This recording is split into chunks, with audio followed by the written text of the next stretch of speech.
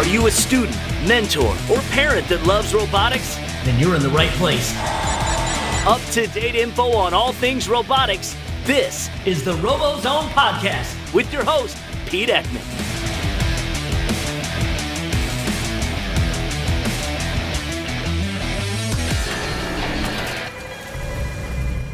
The RoboZone Podcast is brought to you by Kettering University.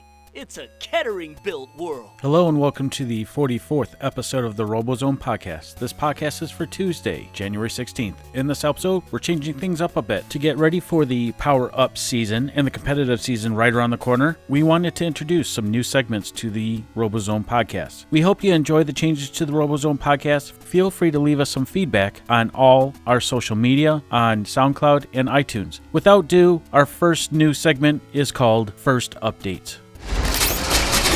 Now it's time for the first update. So, since kickoff, there have been 3 major updates to the game's rules. We encourage everyone to go out to firstinspires.org, look up the rules for Power Up. We're not going to go through every rule change in this podcast, but we look forward to maybe doing that in the future. Some of the notable rules that have changed is the clarification on ramp bots. Now, if you don't know what a ramp bot is simply a robot that sits on the platform, extends type of device to the floor, and helps a fellow Alliance member scale and count for the 30 points for scaling if they're on top of that robot and clear the 12-inch marker. In the past, ramp bots have been rampant. In fact, in 2007 was a good year for ramp bots. So maybe we'll see some ramp bots out there. If you're building a ramp bot, contact us. Let us interview you and see how your design went into effect. Other clarifications have been provided in these updates, so it's vital for every single one of you that is listening to this podcast to go look up the rule changes. Make sure you know them. Without them, you can't compete and you can't try to get a blue banner. So please keep aware of the rule changes, and they will continue as the season goes on. And now, let's talk design and strategy. For this episode of the RoboZone Podcast, the major subject that we're going to talk about tonight is design and strategy. And with me is a roundtable of mentors from around Michigan. We hope you enjoy this interview, and don't forget to stick around because there's more later. I have Jon Wolfert from Team 1506. I have Don Ridges, his best buddy from 1506, Mental Muscle. And I have Jon Uren, Team 1684, the Chimeras. And I think I I actually said that right, didn't I, John? Yep, you nailed it. Okay, so for this discussion, so that people are driving and listening to this and they don't try to figure out if I say John and they're trying to figure out which one we're talking to, Jon Uren is going to be referred to as JU, and Jon Wolfert is going to be JW. Nice and simple.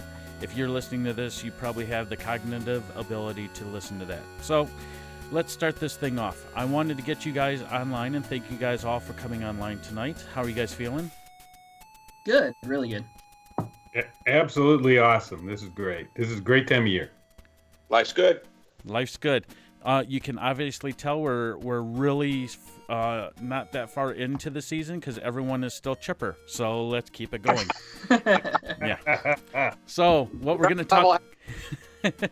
talk about tonight, first of all, is strategy and then design for Power Up. Now, the reason I sent these guys notes earlier and I said I was going to do design and strategy, but as I learned last week at Kettering Kickoff, a fine young man named Clinton Bollinger out of 2337 gave a sermon on strategy dictates design. So we're going to talk about strategy first. So you guys ready to talk about strategy today?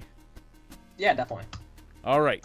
So, Jon Uren, tell us, what do you think the best strategy for a team is going into this year's Power Up game? Well, I think, obviously there's different levels of strategy, but overall, going for the scale is important. If you're in a scenario where you have 3 teams that can't go for the scale and you have 1 team on the opposing alliance that can get the scale, that's just free points for them the whole time. So ideally, you would want somebody on your alliance that has a scale ability, right? And then Auton, getting those ranking points, I think, is going to be really important. So making sure all your alliance partners can move. So obviously for us, we're focusing on the scale and then making sure we have some kind of climb that hopefully won't get in the way of anybody else. So. Okay, thanks, JU. Don, I'm going to wonder, everyone's going to wonder, since you guys both are on the same team, are you guys going to have difference in thinking. So we'll start with you, Don. What do you think about strategy this year for Power Up? Well, I think, like Jay, you said, going for the scale is going to be important, but it's going to be a different game for qualifications and elims. So I think you're going to have to make sure in qualifications you go for all the rank points. So you build a robot that can take care of that switch right away and make sure you can go after the scale and make sure you can hang and see what you can do to help your alliance partners get hung also, and if not, get that levitate. And finally, Jon Wolfert, or JW, how do you feel about this year's strategy? What do you think the best strategy to approach is? Well, we took the approach of looking at the points and the rules and the rank points, and looking at the game from a long-term perspective of where we want to be at the end of the year, and how the game's going to change at the end of the year, and how high we want to be, and what does that mean? Will we be able to go under the scale or not when it's down? Definitely, Don hit the points from an offensive perspective of you got to own your scale, but I mean it all comes down to what kind of drivetrain you're going to have. Auton is going to be so important to set the stage in the beginning of doing this, and it's going to be interesting to see how defense rolls out, because if you watched the Robot in 3 Days competition, it was kind of interesting how defense played a little bit within there in the beginning. For John, JU, let's expand on that a little bit. Did you watch any of the Robot in 3 Days competitions? I watched some of the reveal videos. I didn't actually watch any of the competitions they had between each other, though. So what do you think some of those designs, and this is still sticking with you, JU, what do you think those designs, do you think that we're going to see some similar designs this year? Do you think people are going to not copy but maybe borrow certain aspects of those designs in building their robot?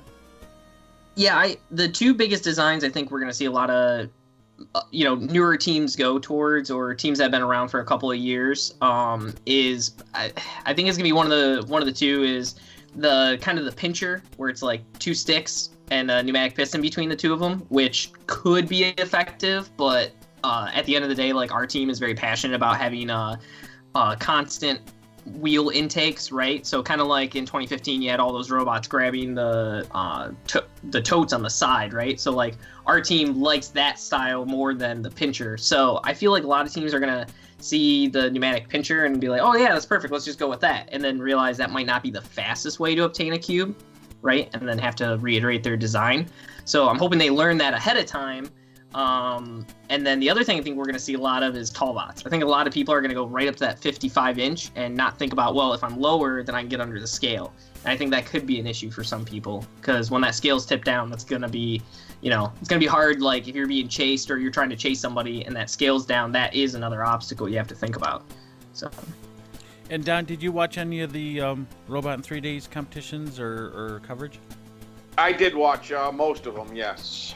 And were there any, other than the pincher idea that John or Jay you already brought up, what do you think another design that may be borrowed out of those?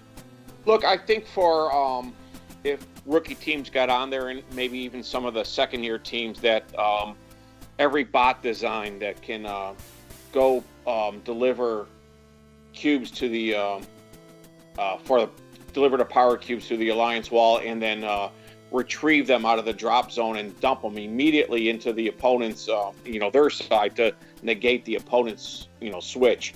I think that's going to be could be a popular design, and that could be something we could be having to contend with in this game.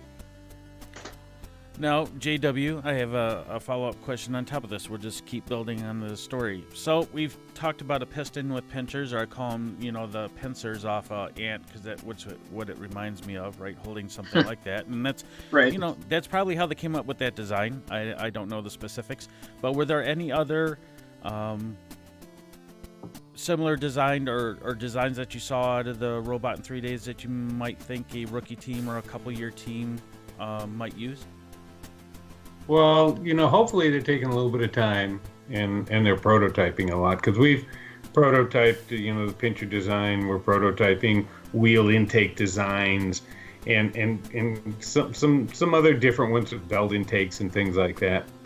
And we've got one we kind of think works best, but from a simple perspective, whether they use a pincher design, and whether that's with pneumatics or some kind of a screw drive or something like that, for a younger team, that might be a simple way to do it if they can just pick them up and put them in the switch and be able to separate them and do things like that. But you got to be quick, and those things are not quite as quick as you touch it, you own it. And one more follow-up for you, JW, because you brought up pneumatics, right? Well, I have a rookie team. You guys all know this, and you guys have all been able to give me advice more than I'd ever want. But I keep inviting. Sorry about that. No, I'm just saying. But JW, what do you think? Do you think a rookie team or 2-year team's ready for pneumatics, or do you think they need to wait and do pneumatics later on? Everyone tells me pneumatics is a nightmare, so that's why we didn't go that route this year. It depends on your mentors and stuff. How much experience do they have? I mean, pneumatics can be interesting, but it's nothing. I don't think people that have some good experience and stuff can't get over. From the design of it to the programming and stuff of it, and it's quick and reliable, and it depends how much you're going to use pneumatics. Do you need a compressor on there or not, or do you just fill your tanks? So I don't think it's something that's out of reach for a rookie team, as long as they have some experienced mentors or somebody that's willing to go out and help them. Right, and I didn't have the resources available to me this year to do that. Maybe next year, but thank you for giving us some insight on that, JW. So JU, I got a question for you. So Sure. I have a funny feeling, and I've been around the block in first for a little while. Not as long as you guys, but I'm catching up. Year by year. But I have a funny feeling that mentors don't like sharing their strategies before week 1. Do you think that hurts or helps teams such as mine, being rookie teams or 2-year teams, trying to get some information out of those teams that are a little bit older? Not to mimic what they're doing, but, with robotics, it's all about sharing information and then learning, right? Do you think mentors keep stuff close to the chest so they don't give away their strategy too quickly?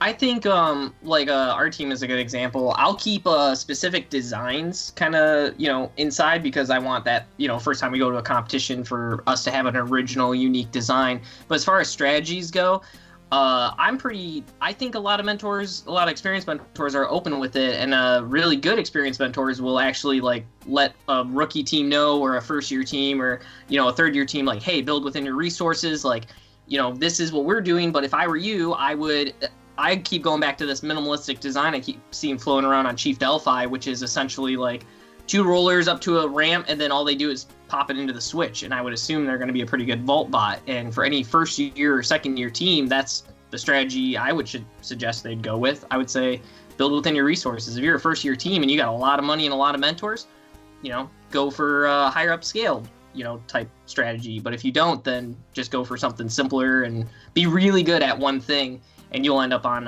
in eliminations. So I would hope that experienced mentors are kind of sharing that, with the newer teams and the newer mentors.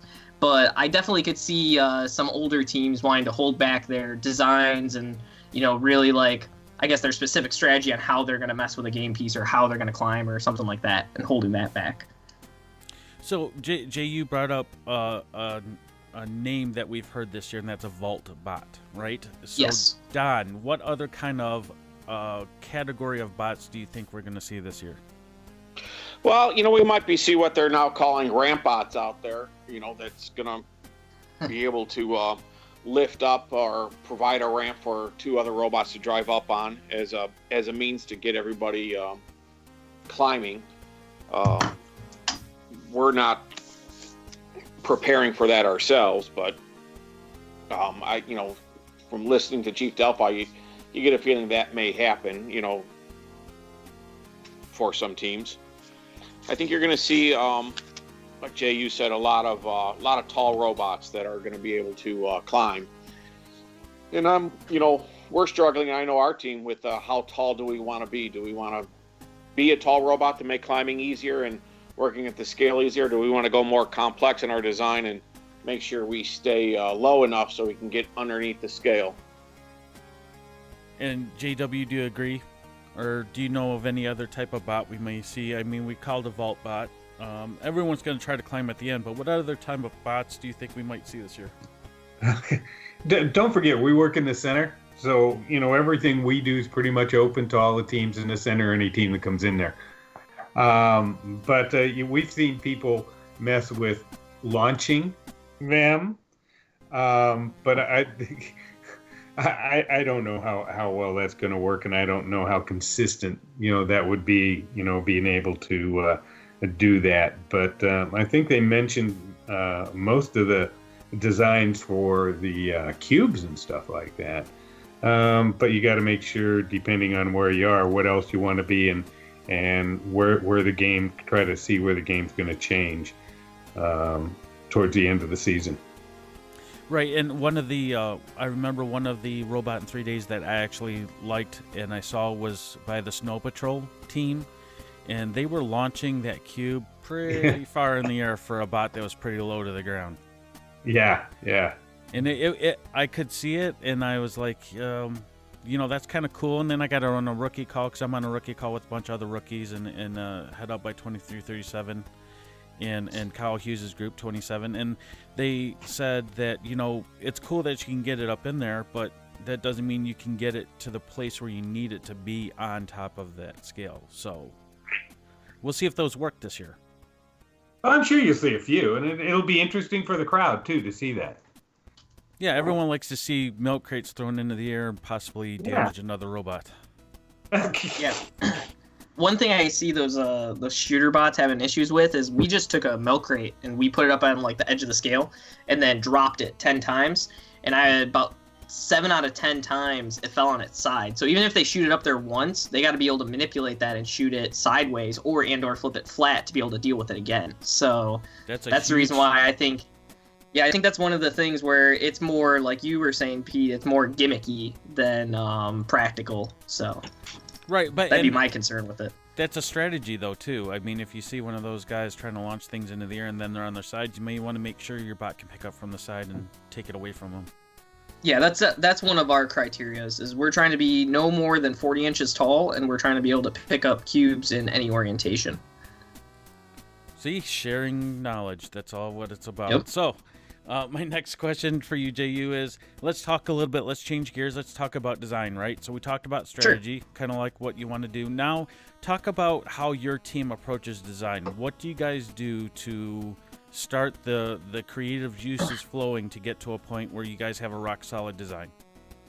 So our process is kind of weird. I don't know how many other teams do this, but so Saturday we'll hear the game, we'll read the rules, we'll digest the rules, and then we start building game elements, right? We won't talk about strategy. We'll just kind of, as we're building game elements and field elements and that kind of stuff, we'll start just, we'll kind of talk about rules a little bit and that kind of stuff. Sunday, we actually don't talk about any strategy. We just kind of, if we take the game piece and we talk about ways to manipulate it and how to get it from A to B, that kind of stuff. And then Monday, after the kids have kind of digested the rules completely, that's when we start talking about strategy. So we'll basically kind of be discussing, okay, which one of these things do we want to score in, right? And then how would we want to score in, and how fast do we think we need to be scoring in that piece? And okay, if we're scoring this fast, how fast do we think one of the best teams in the world is going to be scoring it? So is it worth doing that, or is it better to complement what they're doing? And then we spend more time prototyping, and then we go back to strategy. So our strategy is always evolving. It's never like we just pick one strategy and stick to it, right? Because in the past, that's killed us, where we just didn't make it to states or, did well at our competitions because we just got so target focused and laser focused on this one thing and didn't let go of it. So now it's we're a little more loose in that. So it's a little more fluidity, I guess. But overall, like I said, we've came up with a couple constraints, and then we're just looking at different methods and what those methods are to be fast at them, right? Especially in this game, if you're not moving, you're not scoring. If you're not taking it back quickly, if you're not getting the pieces up there very fast, right now, this whole part of last week and this whole week, we've just been talking about drivetrain.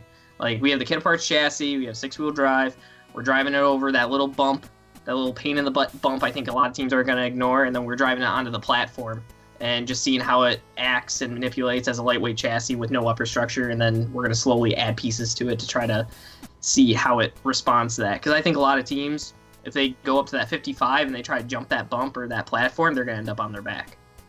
Really? You think that bump's going to be that big of a deal this year?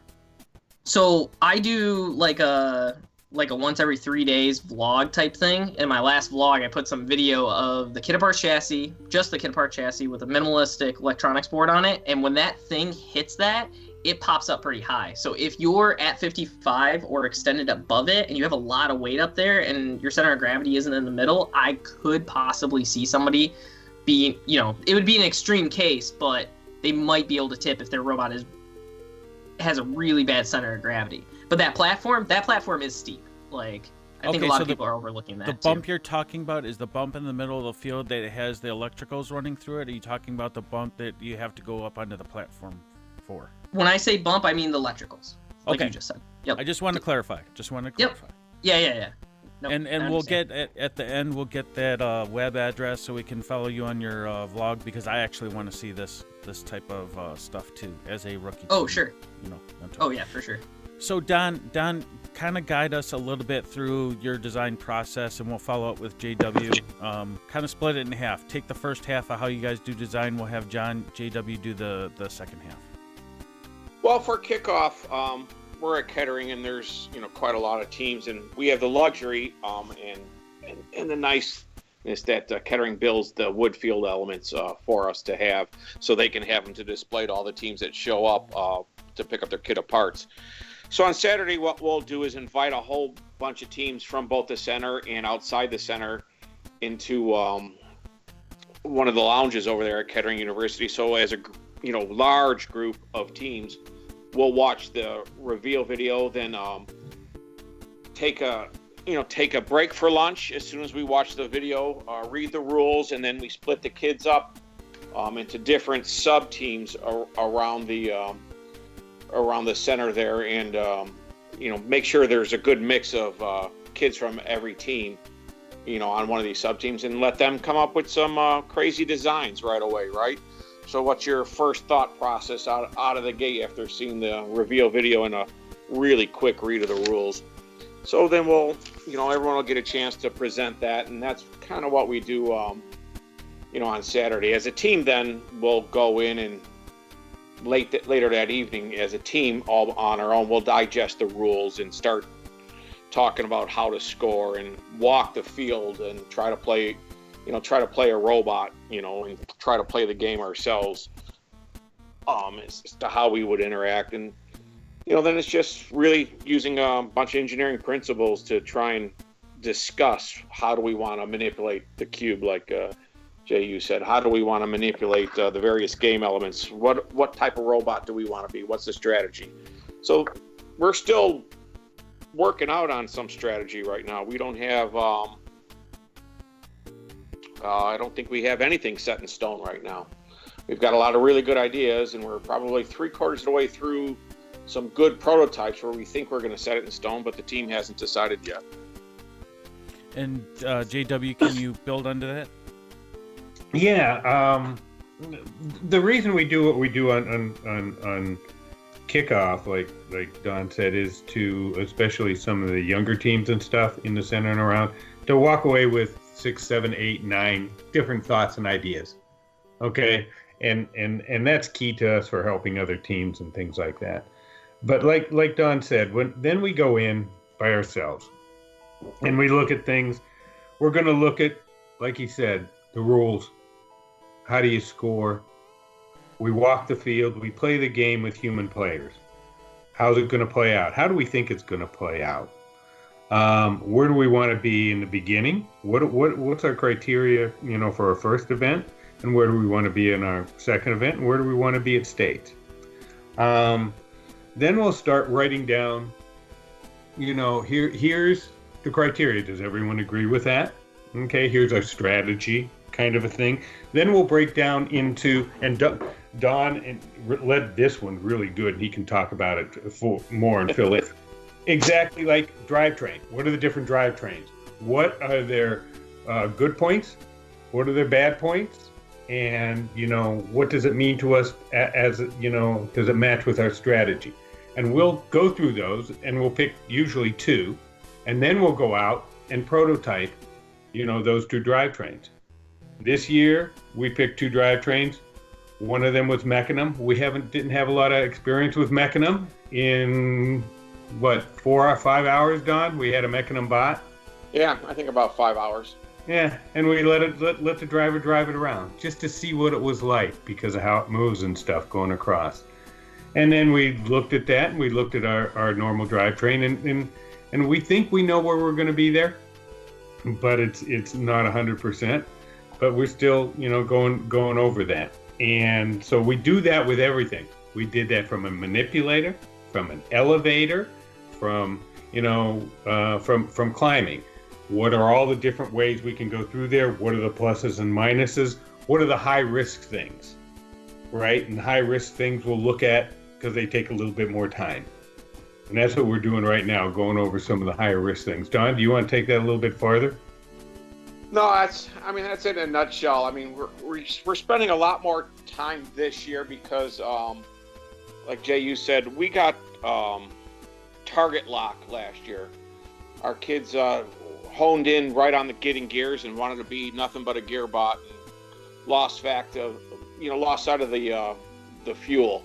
So we wanted to make sure that we weren't gonna get target lock this year. So we're trying a whole different holistic approach to this game and how it's played, and like John said, what's going to be our first competition, what's going to be like in our second competition, how's this game going to evolve. We're talking a lot about that, right? We all know week 1 and 2 is going to be very different from week 4 and 5 and how this game is played, and certainly again at states, and certainly again at Worlds it's a little different.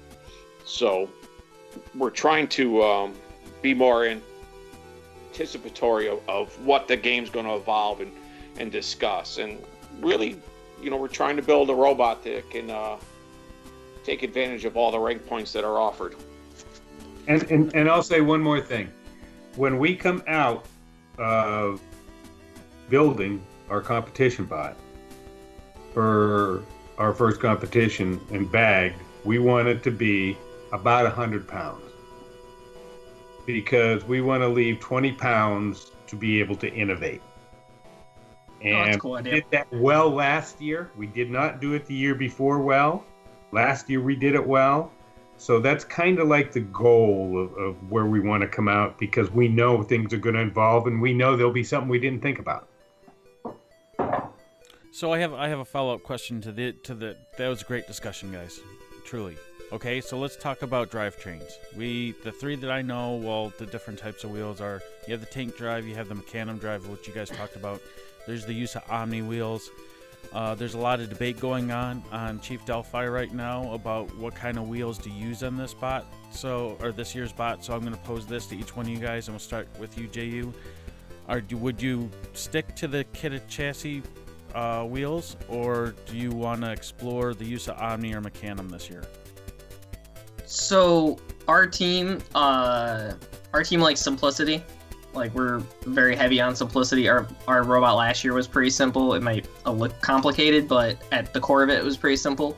So our team plan, if we can do it and there's no giant outlining issue, our goal is to do the straight 6 tank drive, is what everybody's calling it, kit parts chassis drivetrain. The only modifications we're really making is we might use different gearboxes, so we're a little bit faster, so we can outperform anybody using a kit parts chassis. And then we might change the tires a little bit, like we were using the Vex Pro tires, the traction tread. Just because I'm not a big fan of those Plaction tires. We used them in the past and we broke them. I don't think this is a game where you break them, but just that's one of those things where it happened to me once, and I'm like, I just don't want to deal with that ever again. So I'll just use I haven't broken one of the Vex ones yet, so. But yeah, I personally think, I see a couple people doing wide bots, and I think that might be a mistake in this game because you're tall and there's that platform. So if you're wide, you could be, again, tippy. That's a huge concern. So for any first year teams or second year teams or anything like that, even us, I'm fine with using the kit of parts chassis. It saves me a lot of money from having to buy a drivetrain and build this thing up and all this other stuff, as long as I go through and I make sure I have that 10% extra performance, so anybody else who's also using it isn't equally competitive as I am. I want to be a little bit above that, if that makes sense. That makes total sense. So, and Don, before you answer this question, I'm going to throw in a little bit. And Don and JW, reference your remarks to this. What if you're trying to climb to a ramp bot position? So you're a first year, second year team. There's a team up there that has a ramp bot, and you want to try to get up top of it. What kind of wheels are you going to try to use? So we'll go with you, Don. Well, if that's your goal and that's what you're thinking, then you should have some type of traction wheel that you can make sure you can climb and get good traction. And we're struggling with what exact make of wheels do we want to use now. So we're experimenting with various traction type wheels and various sets of omnis in different positions. So. And JW, have anything to build onto that with? Yeah, I mean, reiterate, if you're looking at being able to climb another ramp, and there's some good examples of them out there that people throw down, you're going to have really good traction, and you're going to have some torque to get up there, because you can't just fly up there, because you could cause damage, especially if you come off or you land, if they don't have something there to stop you. That's pretty solid. So you got to have some torque and some good traction wheel, probably maybe 6-inch traction wheels and stuff like that. But like Don says, we are looking at all different options where we have a lot of experience, and it's both in drive and in programming and things like that. And the one thing I'll add to this is what I've done is I've challenged the team this year not just to build one practice bot but to build 2 practice bots.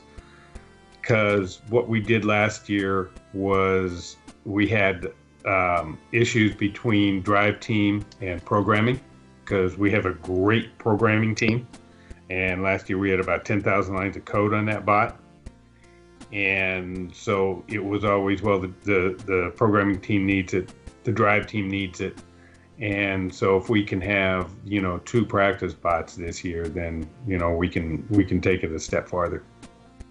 There's going to be people that listen to this podcast, and maybe they're a first year, second year team, and they're going to go, did that guy just say 2 practice bots? And then they're going to go, what is a practice bot? So for anyone listening, a practice bot is when you take your competition robot, you copycat it, and you build 2 at the same time. I know a couple teams, or a lot of teams, that actually do that.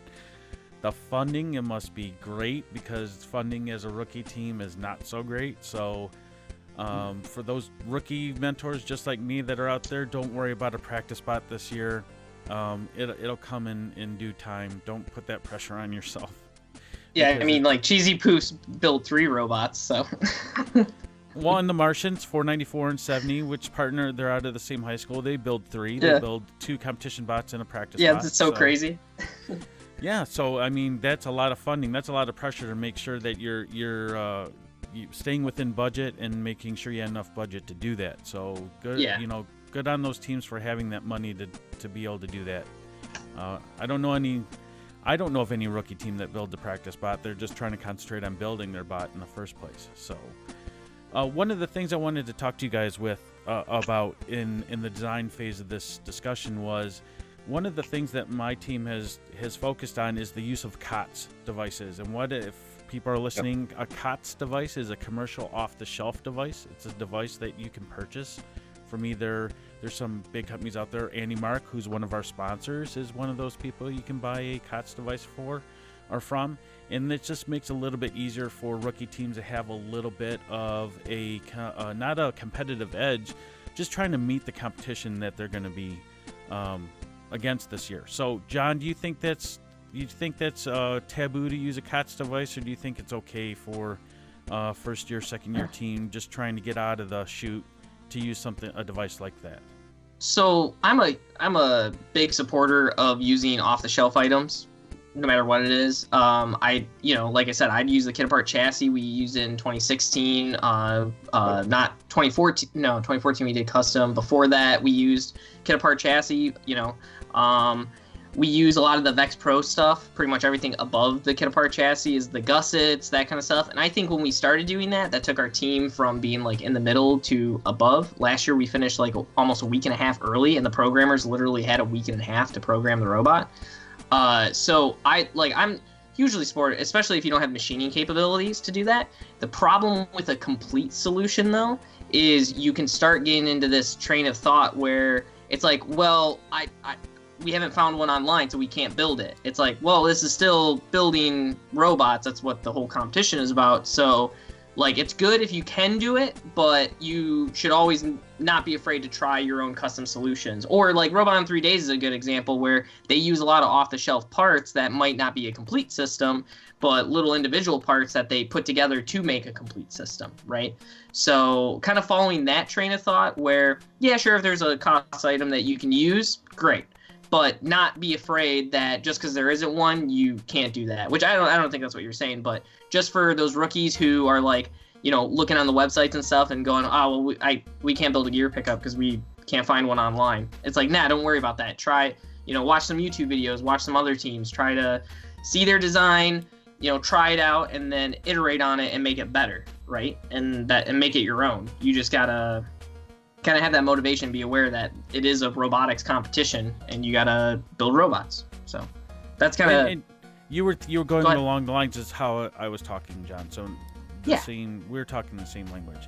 So Don, do you guys have you guys ever used a COTS device on your robot in the past, or other than the kit of parts chassis? We've since I've been on the team, we've never got the kit of parts. But yes, we use COTS parts all the time. COTS gearboxes. We try to use as much of that as we can where it makes sense.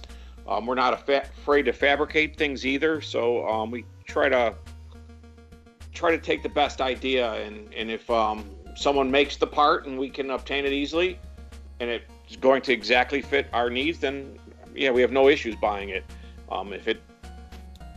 If we can modify a COTS design to work for us is what we need, then we'll do that. If not, then we'll go from scratch. So I think the most used COTS item is probably a 1/2-inch ratcheting wrench. Hey, we've never used one of those. Oh, really? Oh, jeez. We've talking always, to the wrong crowd.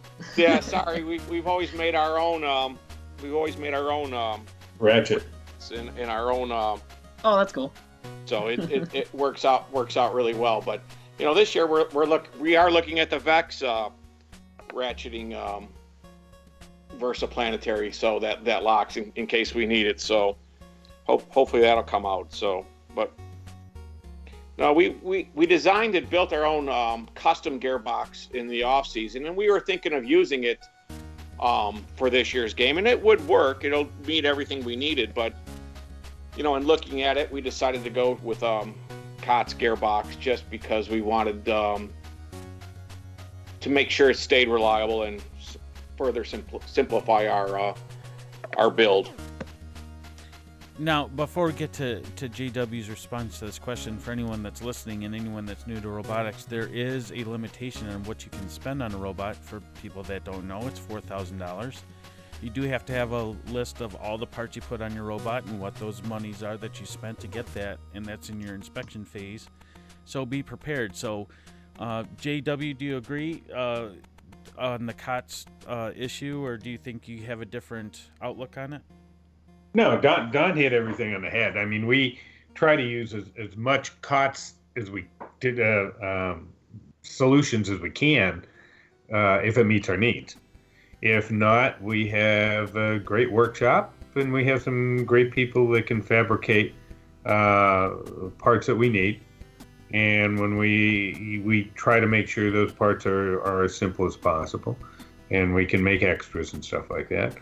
But, we probably go, probably 70% COTS, 30%, we kind of fabricate on our own. And that includes, fabrication from 3D printing and stuff like that, because because we use a lot of parts that are 3D printed and things. So, that some of the things out there with a CNC router and with 3D printing and stuff, and we have mills and lathes and everything there, but we're probably 70% cost though, but we do have to look at what fits our strategy and our design the best. So everybody's going to be different, and everybody's going to evolve in different ways. It depends on the skills you have on your team. Right, and the one thing that I wanted, the whole reason I wanted to ask you guys that question is we, right after kickoff, all the kids on my team had this glazed over look on their eyes, and they're like, holy crap, how are we going to get all this done? And I said, we don't have to build the parts by hand. We don't have the resources to do that. There are these things called COTS devices, and I started explaining them. And there was a sense of relief with them. They're like, oh, we can use something, and just build it. Because these things don't come assembled. They still have to assemble them. So there is the building factor there. It's just that you're using a blueprint. And one of the things I told them of using a COTS device was, if something breaks, we know where to get that part again. We know how to get a replacement or order a replacement quickly between competitions. So there's always that benefit to having COTS device. So I wanted to thank all three of you for coming on tonight, giving time after your build sessions to come on a Monday night. I know it's Martin Luther King Jr. Day, and there's a lot to celebrate in that factor and honor the whole reason we have Martin Luther King Jr. Day. But giving your time on tonight to meet for the podcast, I greatly appreciate that. So as you sign out, and we're going to start with JU, please tell us how we can follow your team. And JU, give us the link. Tell us how we can find you for that vlog that you're doing. Yeah, so I post all the vlog videos to the Chimeras FRC Team 1684 YouTube page. So if you look that up, you'll find them there. We have an Instagram at Chimeras 1684. Same with the Twitter, same thing. And then the Facebook is at First 1684. So any of those will eventually, if you follow any of those links, you'll probably get back to either a release video or a vlog or something. So because we're trying to make our YouTube more active and get interactive with the community, et cetera. So. And for those people that don't know how to spell Chimera, and let alone know what they are, can you just tell us how to spell it for us, please? Yeah, no problem. It's Chimeras. So, like the mythological creature. So there we go. Perfect. Don, yeah, you're kind of fill in for JW2. I mean, we'll hear him sign off, but tell us how we can follow your team. So you can. We're mostly on Twitter at Mutts 1506. So we do a lot of posting and things on that. We're also on Facebook. I believe it's under Metal Muscle. So those are our two social channels that we're on the most. And JW, take us out. Tell us who you are, how we can follow the team if Don hasn't already filled it in. Well, Don already filled it in, and we do have an Instagram account too, and I can't tell you that off the top of my head. My daughter has it, and she's the one who does most of our social networking kind of things like that. But you can also follow the First Center at Kettering University. And you're welcome to stop by the First Center at any time and look at what we're doing and visit. And we have a practice field there for people to practice on, and we'll help anybody we can. And maybe some Kettering Week 0 action there at the end of February, maybe? We are looking at Kettering Week 0.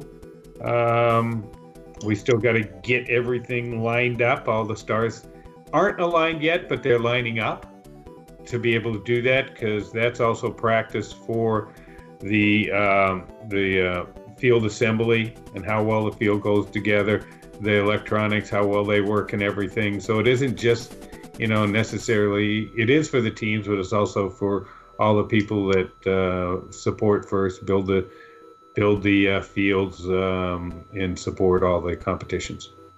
And a very great use of bag time. If it's precious, but if you want to use it, that's how you can use it. So thank you guys for coming on the podcast tonight. I look forward to seeing you guys in a couple weeks. Get some sleep, and thanks for stopping by. Up next is the RoboZone Team of the Week. So for this news segment, Team of the Week, we would like to congratulate the Robonauts, Team 118 out of Houston, Texas. They have been chosen as our Team of the Week for a multitude of reasons. First of all, they have went far above and beyond this year with their Robot in 3 Days robot, where they focused on an everybody robot. Their robot was called Everybody. You need to go see their footage on YouTube. It is a rookie MCC minimum competitive design focused on those rookie teams that may be limited in resources, be able to compete at a high level, no matter if they're a rookie. We want to thank the Robonauts Team 118 out of Houston, Texas. We will leave their link to their website in the show notes for this episode. Thank you, Robonauts. Thank you for helping out rookie teams at the beginning of the season. So this brings to the end the 44th episode of the RoboZone podcast. You can follow us on SoundCloud, Google Music, iTunes, and anywhere you get your podcasts. Thank you for listening. The RoboZone podcast is brought to you by AndyMark.com, your robot parts experts. The RoboZone podcast is brought to you by Kettering University. It's a Kettering-built world.